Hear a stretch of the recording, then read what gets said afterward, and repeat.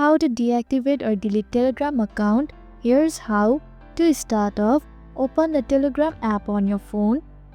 Next, click on the three-line menu at the top left. Then select Settings from the menu.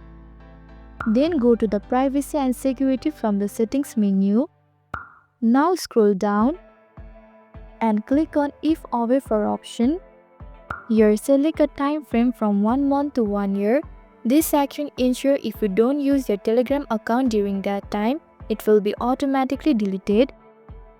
However, if you want to delete your account right now, open browser and search for telegram.org.